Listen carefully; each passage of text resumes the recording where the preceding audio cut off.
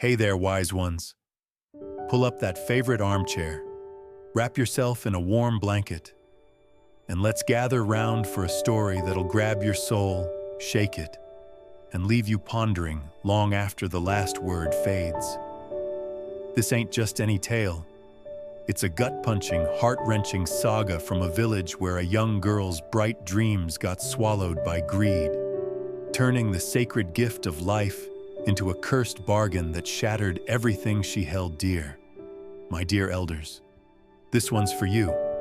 A stark reminder that true wealth is love, family, and integrity, not glittering coins or fleeting fame. We're diving deep into a world of temptation, betrayal, and a mother's unthinkable choice to sell her own children. Ready to walk this shadowed path with me? Buckle up, because this one's gonna hit hard.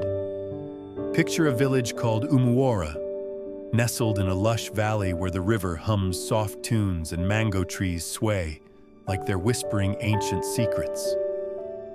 The sun rises slow, bathing the thatched huts and yam fields in a golden glow that feels like a promise of hope. The air's alive with the scent of frying plantain, fresh earth, and the faint tang of palm wine.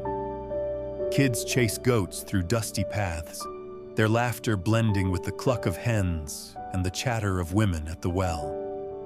In Umuora, folks are kin. Neighbors share pots of egusi stew. Elders spin tales under the big iroko tree, and trust is the heartbeat of the community. Everyone knows your name, your joys, your struggles. In this village lives a girl named Adana. Now, Adana's a star, beautiful as a dawn sky, with a smile that lights up the market and a heart so kind it makes strangers feel like family. Her family's poor, though. Her father, Okoro, a farmer, toils in the fields, his hands cracked from years of digging yams. Her mother, Neoma, sells peppers and okra at the market, stretching every kobo to keep the pot simmering. Their mud brick hut's small, the roof leaks, the floor's cold dirt, but love warms every corner. Adana's their pride. She's brilliant, always top of her class, her teachers beaming, "Adana, you're bound for greatness!" The villagers nod, saying, "That girl's gonna lift Umuora's name high." Adana dreams of a future where she pulls her family out of hardship, maybe becomes a teacher or a nurse. Have you ever known someone who shone like a beacon despite tough times, wise ones? Drop a comment and share. I'm all ears. Adana's days are packed. School in the morning, helping her mother haggle at the market after, fetching water from the stream before dusk. She's diligent. Her laughter a melody even when her stomach's growling from a missed meal. Her friends, a lively crew of girls, walk to school with her, giggling about dreams and village gossip. But one friend stands out. Chinwe, a girl with flashy wrappers and a sly grin that hides trouble. Chinwe's not book-smart like Adana, and her choices raise eyebrows. The other girls whisper, "Adana, steer clear of Chinwe. She's bad news." But Adana, with her big, loyal heart, shrugs it off. "Chinwe's my friend," she says, blind to the warning signs. One morning, Adana heads to school hungry. Her family's pot was empty, her parents' faces tight with worry over a bad harvest. She's quiet, her stomach rumbling, when Chinwe bounces over with 2 plates of steaming jollof rice. "Adana, this is for you," Chinwe says, eyes twinkling. Adana's stunned. "For me? Chinwe, you're too kind." They sit under a mango tree, the rice warm and spicy, and Adana's heart swells. Chinwe's got my back, she thinks, grateful for a friend who shows up when life's hard. From that day, their bond tightens, Chinwe always ready with a snack, a laugh, or a gift. But Chinwe's kindness has strings, ones Adana doesn't yet see. Have you ever had a friend who seemed perfect, but raised a quiet alarm, wise ones? Tell me in the comments. As Adana grows, finishing school with honors, she and Chinwe become inseparable, roaming Umuora's paths, haggling at the market, dreaming out loud under starry skies. Adana notices Chinwe's always draped in finery, beaded wrappers, gold bangles, sandals that gleam. How do you afford all this? Adana asks, her curiosity piqued.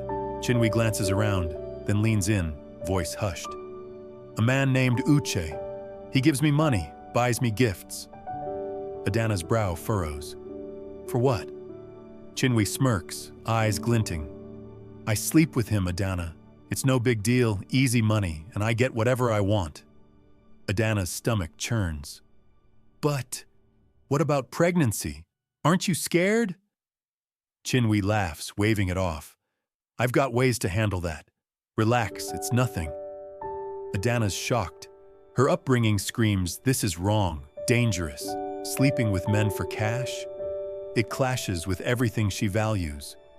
But Chinwe's so confident, so carefree, it plants a seed of doubt. Maybe it's not so bad? Adana doesn't judge. She trusts Chinwe, even as a quiet voice inside whispers caution. She keeps hanging out, pushing the unease down, not wanting to lose her closest friend. Have you ever ignored a gut feeling about someone's choices, wise ones? Drop it below. Life in Umora grows tougher. The rains fail. Okoro's fields yield half their usual yams, and Nayoma's market stall sees fewer customers. Meals shrink to thin porridge, and Adana's heart aches seeing her parents worry. She wants to help, but her schoolgirl dreams don't bring coins. One sunny morning, she's heading to Chinwe's when she meets Kelechi, a young palm wine tapper with a warm smile and a thriving farm. Kelechi's a village favorite, hard-working, kind, his palm wine the sweetest around. He spots Adana and stops, charmed by her gentle grace. Adana, you're brighter than the sun, he says, handing her a small pouch. Inside, a pair of silver earrings sparkle. For you, he says, shy. Adana blushes, her heart fluttering. Thank you, Kelechi. They start meeting daily, talking by the river, strolling his farm, laughing under the stars. Kelechi makes her feel cherished, like she's more than her family's struggles. One evening, in a tender moment, their closeness leads to intimacy. Adana's torn. She cares deeply for Kelechi, but knows the risks. Caught in the warmth of his arms, she pushes the worry aside, hoping love will guide them. Have you ever let feelings sweep you into a risky choice, wise ones? Share it in the comments. Weeks later, Adana's world tilts. She's nauseous, exhausted, and realizes she's pregnant. Panic claws her chest. She runs to Kelechi, heart pounding. I'm carrying your child, she says, voice shaking. Kelechi's face hardens, his warmth gone. No, Adana, that's not mine. I'm not responsible. His words slice through her, cold and final. He turns away, leaving her standing alone, tears burning her eyes. Adana's heart shatters. She trusted him, believed in his kindness, and now she's abandoned. Her parents, unaware, have big plans. They want her to learn a trade to secure her future, so they arrange for her to go to Biko, a bustling village known for its skill schools and vibrant markets. Go, Adana, her mother says, eyes full of hope. Learn something to make us proud. Adana nods, hiding her fear, and leaves Umuora, the weight of her secret growing with her belly. In Biko, she stays with her aunt, a warm woman with a busy fabric stall. But Adana can't focus on weaving lessons. Her pregnancy consumes her. She's not ready to be a mother, not alone, not with no money or husband.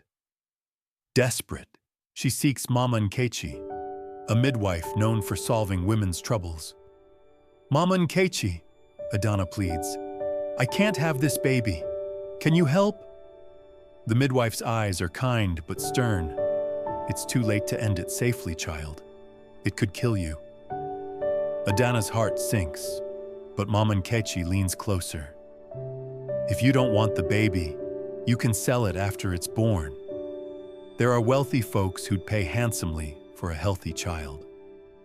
Have you ever faced a choice that felt like a trap with no good way out, wise ones? Tell me below. Adana freezes. Sell her baby? The idea jolts her, but as she mulls it over, a strange relief creeps in. Money could fix everything. No baby to raise, no shame to face, a chance to start over. She nods slowly, voice barely a whisper. "Okay, Mama, I'll do it." Mama Nkechi nods, already knowing buyers. Adana's focus shifts, not on the life inside her, but on the gold coins and jewels waiting. As her belly swells, she feels no joy, no connection, just a cold determination to cash in. When the day comes, she gives birth to a healthy girl, her cries strong and piercing. Mama Nkechi places the baby in Adana's arms, but Adana looks away, her heart sealed shut. She breastfeeds briefly, then hands the child over without a glance. The buyer, a rich trader's wife, hands Adana 500 gold coins and a glittering necklace. Adana's eyes spark, not for the daughter she's lost, but for the wealth in her hands. This is better than weaving, she thinks, pocketing the coins. She decides then, this is her path. Why toil for pennies when she can sell babies for riches? She ignores Mama Nkechi's worried frown and dives into her new plan, already plotting the next pregnancy. Have you ever seen someone chase a shortcut that screamed trouble, wise ones? Drop it in the comments. Adana doesn't hesitate. She finds another man in Biko, a trader named Obi, charming but careless. When she tells him she's pregnant, he scoffs. "Not my problem, Adana. Sort it out." She doesn't flinch. His rejection is just a step in her scheme. She runs to Mama Nkechi, grinning wide. "I'm pregnant again." The midwife's face tightens. "Adana, this is a dark road. You'll regret it." Adana laughs, tossing her head. "This is my way, Mama. I'm building a fortune." 9 months later, she births a strong boy, his cries echoing through the hut. She doesn't hold him, doesn't even look at him. Mama Nkechi takes the baby to buyers waiting outside, returning with 2,000 gold coins and earrings that gleam like fire. Adana's thrilled. The money's beyond her dreams. She doesn't think of the boy, only the wealth piling up. She keeps going, pregnancy after pregnancy, each baby sold faster than the last. 3, 5, 8, 10 children. Each sale fattens her purse. She buys dazzling wrappers, builds a grand hut in Biko, sends gold and jewels to her parents, who marvel, clueless about her trade. "Our Adana's a star," they boast, their new tin-roofed hut a village wonder. But Mama Nkechi tries again. "Adana, these are your children, your blood. Stop before it destroys you." Adana waves her off. "I've got more babies in me, Mama. I'm unstoppable." Have you ever watched someone ignore a warning that rang true? Wise ones? Tell me below. Adana's life in Biko is a fantasy, or so she believes. Her hut's a palace, with carved wooden doors and curtains that shimmer. Her clothes outshine the chief's wives. Her jewelry blinds the market crowds. She's rich, powerful, untouchable. She sends more gold to Umuora, and her parents, thinking she's mastered a trade, sing her praises. But the cost of her wealth is buried deep, and she refuses to look at it.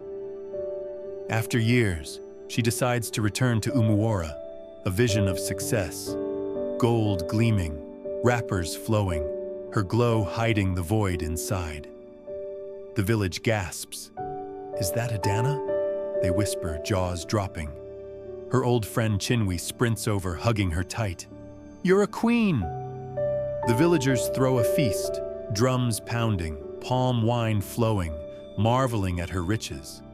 Adana builds a mansion, its white walls gleaming, and rebuilds her parents' hut into a grand home.